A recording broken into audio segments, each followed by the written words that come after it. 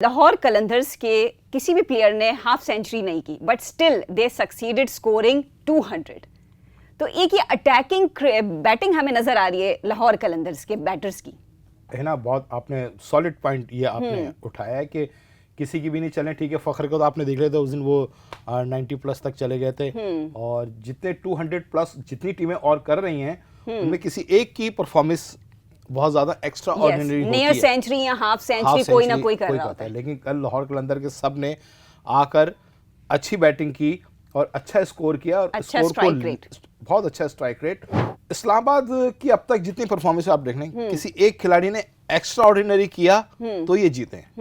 कोई team effort जो होता है ना, जैसे अभी आपने जिक्र किया था लाहौर कलंदर का कि किसी की 50 नहीं थी, एक टीम एफर्ट था जिसकी वजह से 200 प्लस हो गए। तो इस्लामाबाद की अभी तक आप अगर देखें तो किसी अगर एक की आउटस्टैंडिंग परफॉर्मेंस हो गई तो उस परफॉर्मेंस की बिना पर जो है वो आप जीत गए। अस्सलाम वालेकुम एवरीवन, मैं हूं Hina Didar and you are watching Jio digital. Pakistan super league season 8 के मैच 16 के हवाले से आज हम बात करेंगे, जो कि खेला गया लाहौर कलंदर्स और इस्लामाबाद यूनाइटेड के दरमियान। बहुत ही इंटरेस्टिंग तो नहीं कहेंगे, वन साइडेड हो गया था। लाहौर कलंदर ने वैसे तो बॉलिंग को लेकर अपनी एक बड़ी ही रेपुटेशन बनाई है, लेकिन जो उनकी बैटिंग यूनिट ने कल हॉन्ट करने की कोशिश की, और मैं तो कहूँगी कि हॉन्ट किया उन्होंने लाहौर इस्लामाबाद यूनाइटेड को। तो बात करेंगे कि इस्लामाबाद यूनाइटेड की शिकस्त की क्या वजह बनी। स्पोर्ट्स जर्नलिस्ट अतीकुर रहमान हमारे साथ मौजूद है। अस्सलाम वालेकुम। वालेकुम हिना, क्या हाल है? बिल्कुल ठीक सर, ये क्या हो रहा है? लाहौर कलंदर तो हाथ में ही नहीं आ रही है। लाहौर कलंदर लाहौर में जाते ही जो है ऊंची उड़ान शुरू कर दी है। क्या बात है, जिंदा दिलाने लाहौर में भी राशिद वैसे खान आए ना, बॉलिंग तो उनकी वैसी और अच्छी थी, हारिस था, शाहीन था, लेकिन भैया राशिद खान के आने से फिर सिकंदर रजा भी है, तो बॉलिंग और फिर बैटिंग जो चली, जिस तरह आपने अभी शुरू में जिक्र किया उन्होंने कि लाहौर कलंदर की बैटिंग भी चल रही है। फ़खर जमान ने आउटस्टैंडिंग परफॉर्मेंस दी और फिर कल अब्दुल्ला शफीक ने बहुत किया। तो लाहौर कलंदर इस वक्त टॉप पर है और अभी तो चर्चे लाहौर के ही हैं, लेकिन क्रिकेट है, आगे मैचेस चलते हैं खूब, जिस तरह डाउन्स आते रहेंगे। हाँ। लेकिन लाहौर और पिंडी क्योंकि मैच शिफ्ट हो चुके हैं, अब कराची आइट्स का जो एंजॉय मोमेंट था वो खत्म हो चुका है। अब लाहौर और पिंडी के जो फैंस हैं वो स्टेडियम में जाके मैच एंजॉय करेंगे। और जिंदा दिलाने लाहौर ने क्या पहले दिन ही अपना सपोर्ट दिखाया, फुल हाउस था, क्या एनर्जी थी लाहौर में।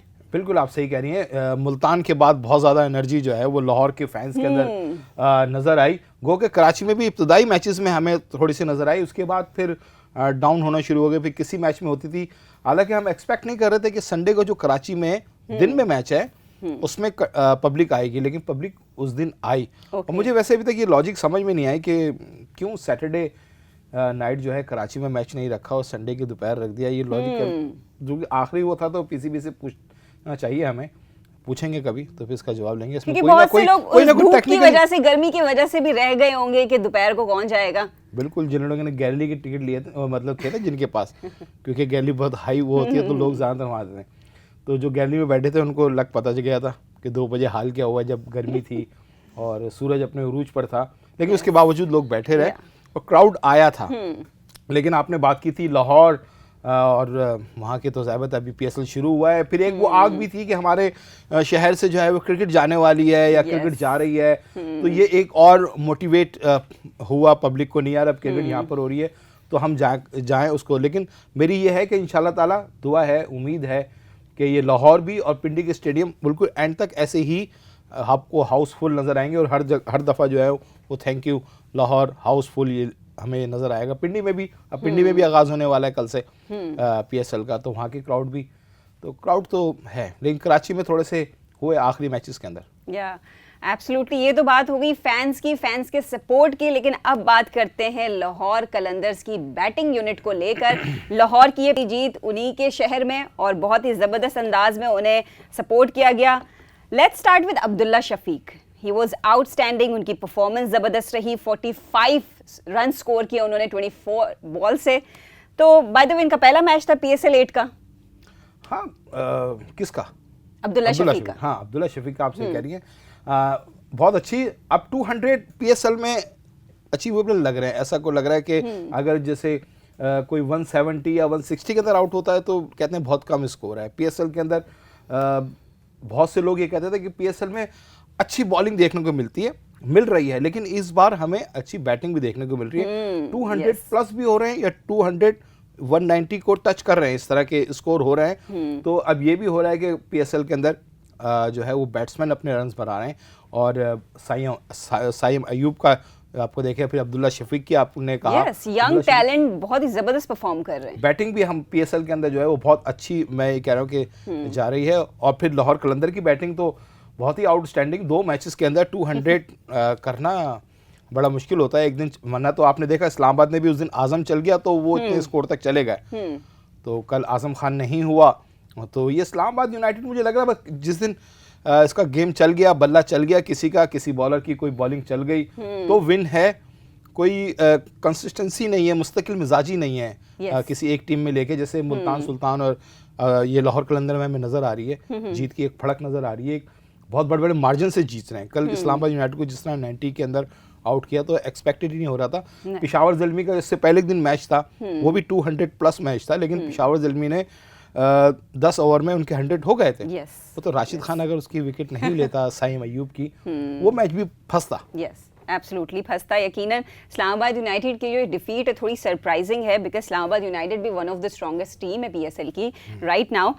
लेकिन क्योंकि फ़खर जमान ने भी अच्छी परफॉर्मेंस दी, सैम बिलिंग्स ने भी बैट के साथ ही वाज अमेजिंग, लेकिन एक फैक्ट जो नज़र आया कल के लाहौर कलंदर्स के किसी भी प्लेयर ने हाफ सेंचुरी नहीं की, but still they succeeded scoring 200।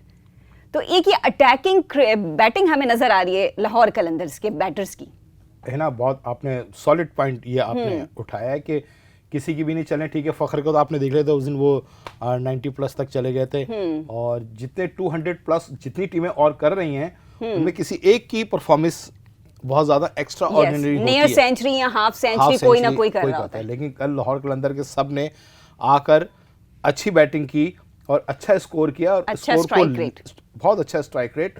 और अभी तक तो लाहौर कलंदर बहुत ही, मुझे तो मुल्तान सुल्तान से भी ये पहला मैच जो हुआ था मुल्तान का, वो 2 रन से हुआ था, फर्क से हार गई थी, लेकिन अब बड़ा अच्छा अगर मुल्तान सुल्तान को टफ टाइम को दे सकती है तो ये लाहौर कलंदर ही है। बिल्कुल। और पॉइंट्स टेबल में मुल्तान सुल्तान को कहा कि चलें भाई आप दूसरे नंबर पे, हम पहले नंबर पे, लाहौर कलंदर्स अभी टॉप कर रही है पॉइंट्स टेबल में। Okay, let's come to the bowling unit of Lahore Qalandars. David Wiese once again he picked up 3 wickets, amazing bowling. Sikandar Raza ने 2 विकेट्स ली, जबकि राशिद खान ने भी 2 विकेट्स ली। इनकी बॉलिंग यूनिट की तो जितनी बात या तारीफ करें कम है, क्योंकि हमेशा ही ये परफॉर्म कर रहे हैं इनके बॉलर्स। शुरू से ही कलंदर की बॉलिंग पे तो ये रहा है कि सबसे अच्छी जितनी फ्रेंचाइज है, सबसे अच्छी बॉलिंग जो है वो लाहौर कलंदर की है, क्योंकि शाहीन शाह है, फिर हारिस है, पाकिस्तान टीम के आपके दोनों मेन बॉलर्स वहाँ पर हैं, फिर राशिद खान आपका इंक्लूड हो गया, फिर सिकंदर रजा, डेविड वेजे। भाई तो फील्डिंग भी बड़ी ज़बरदस्त की लाहौर कलंदर्स ने। फील्डिंग तो करनी पड़ेगी, फील्डिंग तो अगर आपने ज़रा सा चुके तो T20 के अंदर तो ज़रा सी गलती की गुंजाइश नहीं थी। अगर आपने एक कैच छोड़ दिया या आपने एक बाउंड्री पर 4 दे दिया, वही रन आपको भारी पड़ जाता है। तो T20 में तो इस वजह से कहते हैं कि है तो शॉर्ट फॉर्मेट, लेकिन है बहुत एनर्जी लेवल उसमें। आप कहीं ज़रा अपने आप को रिलैक्स मोड पे नहीं आ सकते। जैसे ODI के अंदर आपको कहीं ना कहीं ऐसा स्टेज आ जाता है कि आप किसी रिलैक्स मोड में आ जाते हैं, या टेस्ट में भी आपको मिल जाता है। आज टेस्ट की बात तो यार, न्यूजीलैंड और इंग्लैंड का जो मैच हुआ है ना, बहुत ही क्लास का। अब PSL पे रहे हैं। हाँ बिल्कुल, हम PSL पे रहते हैं। चलें जी, ओके, अब बात करते हैं इस्लामाबाद यूनाइटेड की, जो जिन्हें शिकस्त मिली लाहौर कलंदर्स के हाथों।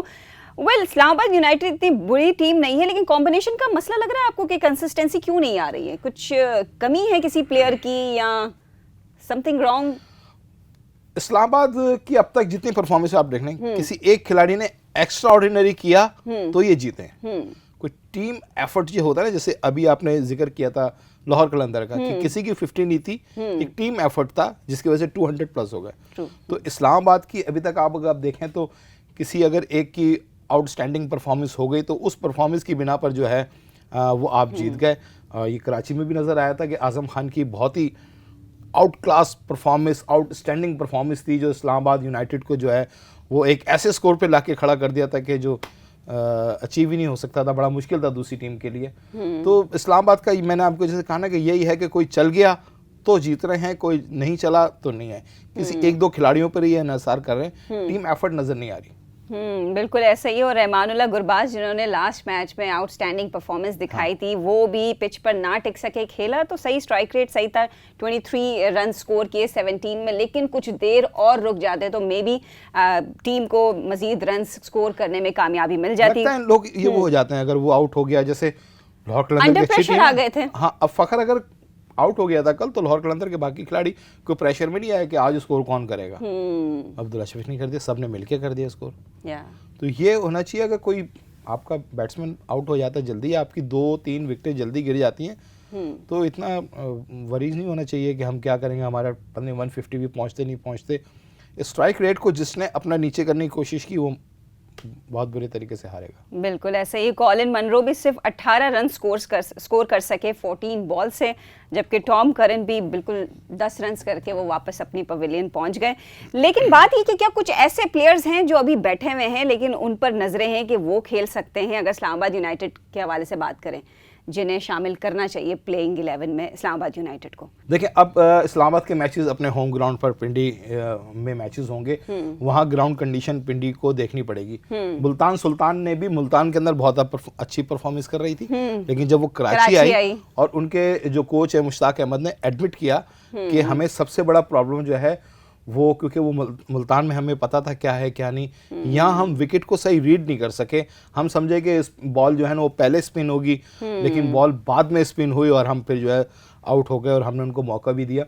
तो इस्लामाबाद यूनाइटेड वहाँ ग्राउंड कंडीशन के हिसाब से विकेट को रीड करे कि वहाँ किसको फेवर करेगी। अगर उनके स्पिनर्स हैं, फास्ट बॉलर हैं, शफलिंग हो सकती है तो ज़रूर करनी चाहिए क्योंकि बाकी आपके प्लेयर्स हैं। लेकिन ये सब क्योंकि अब ग्राउंड कंडीशन के हिसाब से आप देख के टीम मैनेजमेंट को डिसाइड करना पड़ेगा।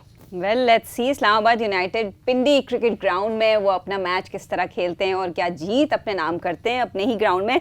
वेल तो ये तो बात हो गई लाहौर कलंदर्स वर्सेस इस्लामाबाद यूनाइटेड, लेकिन अब कुछ बात हो जाए जो कि खेला जाएगा पेशावर ज़ल्मी और वर्सेस कराची किंग्स। दोनों टीम जो हैं खैर कभी कभी लड़खड़ा रही हैं, मैच तो खेल रही हैं लेकिन हार भी रही हैं साथ साथ। तो पेशावर ज़ल्मी से हम स्टार्ट करते हैं। पेशावर ज़ल्मी पॉइंट्स टेबल में 5वें नंबर पे, जबकि कराची किंग्स 4थे नंबर पे हैं। तो पेशावर ज़ल्मी के लिए ये मैच आप क्या समझते हैं कितना इंपॉर्टेंट है? और देखिए, कराची किंग्स के अब जेम्स विंस नहीं है। अच्छा, हाँ, अब नहीं है उनके, चले गए वो। तो ये कराची किंग को एक झटका तो लगेगा क्योंकि उनके एक ऐसे खिलाड़ी हैं जो प्लेइंग 11 के उनका एक बहुत बड़ा नाम भी था। और तो इस हिसाब से देखा जाए तो कराची किंग के लिए तो एक बुरी खबर है। लेकिन पेशावर ज़ल्मी, अगर आप दोनों की कंपैरिजन करें तो पेशावर को कहेंगे कि वो बहुत अच्छी सॉलिड टीम है और परफॉर्म भी कर रही है पेशावर, और पेशावर को एज जाएगा।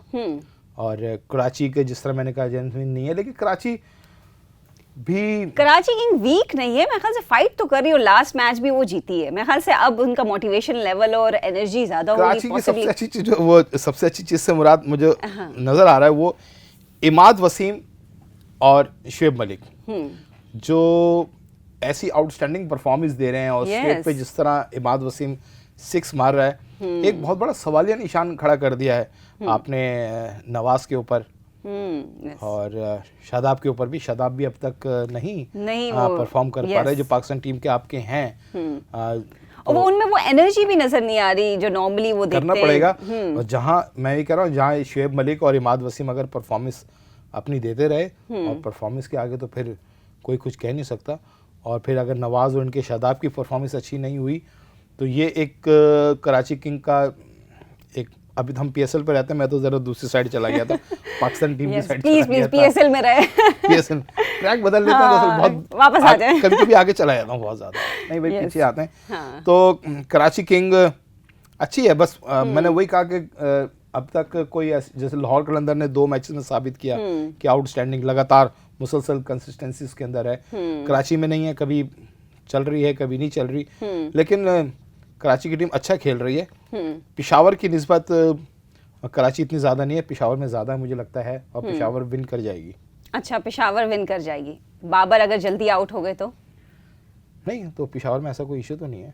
अच्छा, नेक्स्ट पे साइम अयूब है पेशावर की टीम में, अच्छे हैं। बाबर तो अभी वैसे उतना इसमें भी नहीं हुआ था, ये लाहौर कलंदर वाला मैच में नहीं हुआ।